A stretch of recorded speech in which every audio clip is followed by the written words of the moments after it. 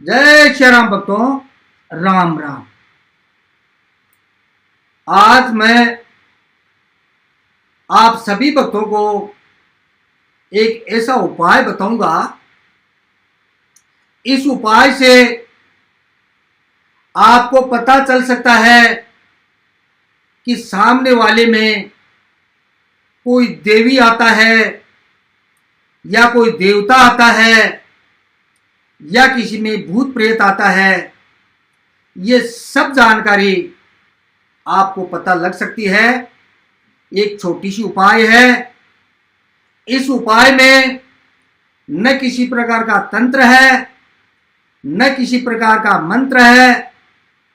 इस उपाय के द्वारा आप खुद भी पता कर सकते हो कि इसमें कोई सवारी आती है या कोई झूठा तो नहीं है।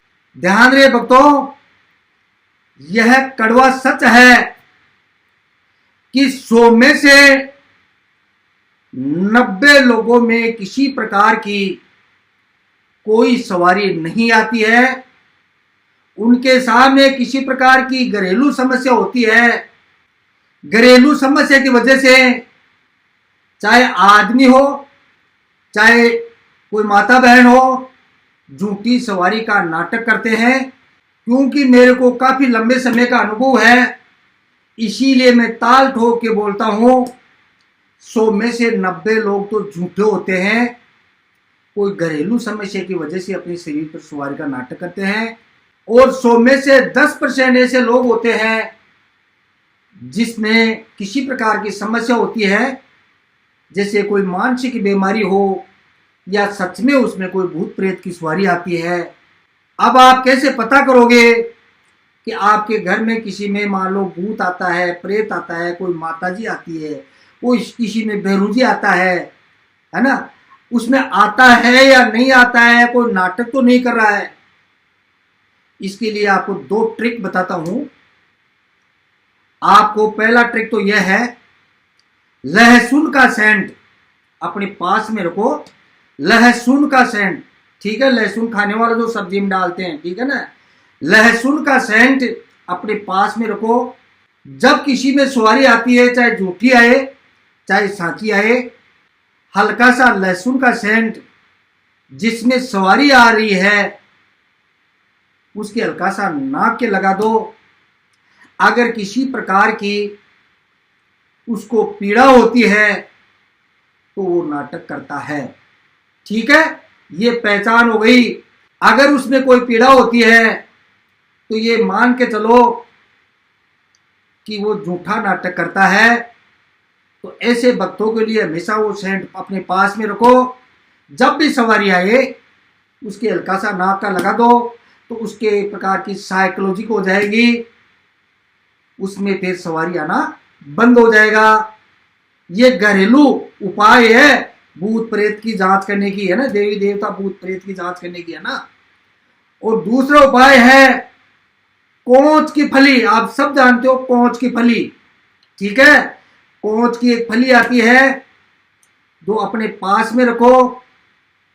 इसको लाने में भी आपको सावधानी रखनी होगी। हाथों में हत्था डालकर ये फली आपको लानी है, क्योंकि यह बहुत चमत्कारी फली होती है। अतः इस फली को लेने जाओ तो अपने हाथों में हत्था डालकर ही आपको लेनी है। एक डिब्बे में लाके रखो। जब आपके घर परिवार या किसी रिश्तेदार में किसी में सवारी आ रही है, उसकी परख करने के लिए उसके पास में लगकर हल्की सी वो फली किसी भी अंग के उसके, चाहे यहां लगाओ चाहे यहां लगाओ, जहां आपको जगह मिले, हल्की सी उस कोंच की फली को उसके शरीर को छुआ दो। छूते ही उसके शरीर में खुजली स्टार्ट हो जाएगी। ये खुजली 10-15 मिनट में रहती है, फिर वापस ठीक हो जाती है। अगर जल्दी ठीक करना चाहो तो हल्का सा गाय का गोबर से उसको नुआ दोगे, वो ठीक हो जाए, कोई इन्फेक्शन नहीं है, ठीक है ना? इस प्रकार से अगर उसके खुजली हो जाती है तो उसके अंदर किसी देवी देवता या भूत प्रेत किसी प्रकार की कोई सवारी नहीं आती है। अगर उस फली से उसको कोई असर न पड़े तो ये मान के चलो कहीं न कहीं उसमें जरूर सवारी आती है।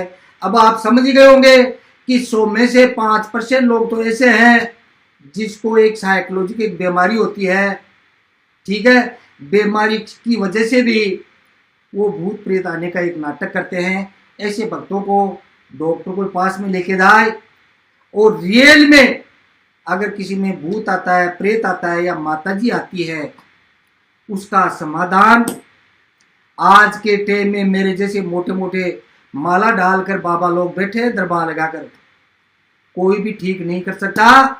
ये बाबा लोग क्या करते हैं, ये बाबा लोग जो दरबार लगाकर बैठे हैं उसमें ये निकलती तो हाथ नहीं है, और किसी को वैष्णो माता का नाम दे देते हैं।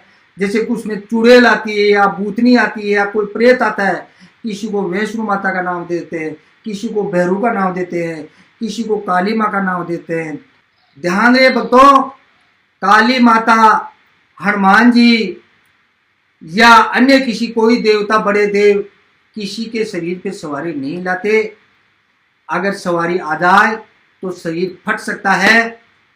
हाँ, इतना होता है, जगदम्बा भी आती है, ऐसी कोई बात नहीं है, लेकिन उसकी हल्की फुल्की एक दृष्टि पड़ती है। तो जैसे मैं बैठा हूं, ऐसे बैठे बैठे भक्त लोग बताते रहते हैं, ऐसा नहीं करते बालों को घुमाना, ये करना वो करना, ये काली माता कभी नहीं करती। जीभ निकालना, आंखें निकालना, त्रिशूल को ऐसे काटना, ऐसा काली माता कभी नहीं करती। कोई भी देवी देवता नाटक नहीं करता, यही पहचान है। आप समझ गए होंगे। ये 2 उपाय आपको बताया है, एक तो लहसुन का सेंट और एक कूंच की जो फली होती है। इन 2 उपायों से आप घर बैठे ही पता कर सकते हो। किसी बाबा के चक्कर में मत पड़ो। भगवान आपका भला करे।